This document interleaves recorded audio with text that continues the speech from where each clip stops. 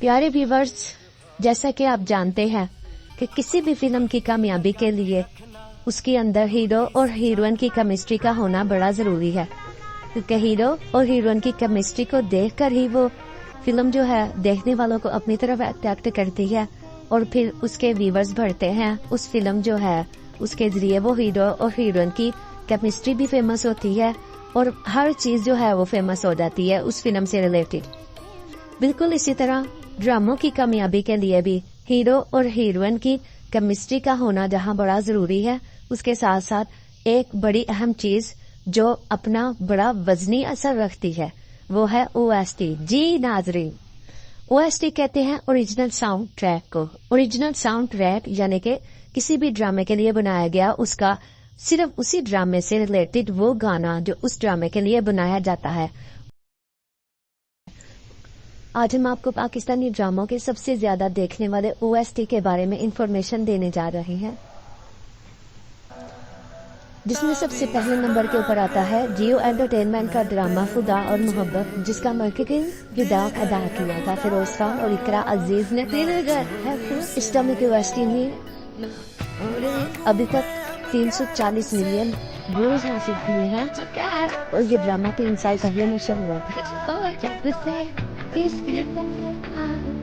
ये नंबर 2 पे ऊपर आता है AR टीवी का ड्रामा मेरे पास फिल्म है, जिससे अभी तक 170 मिलियन व्यूज हासिल किए हैं 4 साल में। फिर इसका किसी किरदार अदा किया था आयजा खान और हुमायूं सईद।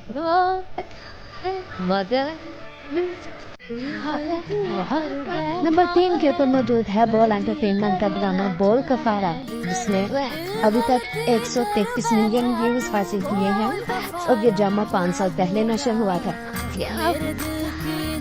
मेरे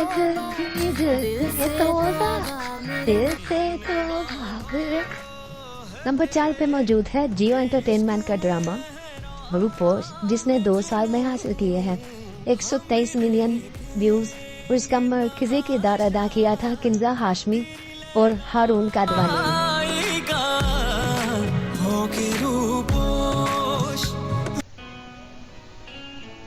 नंबर 5 पे मौजूद है जियो एंटरटेनमेंट का ड्रामा फानी, जो 6 साल पहले लगा था। इसका मरकजी किरदार अदा किया था फिरोज खान और सना जावेद ने।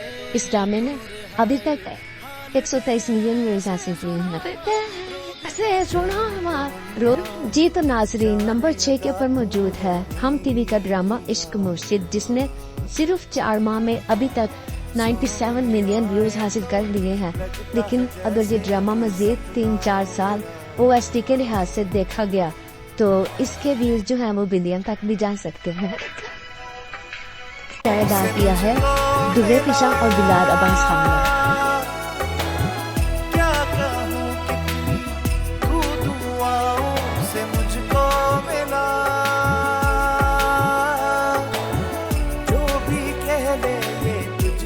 जमाना भला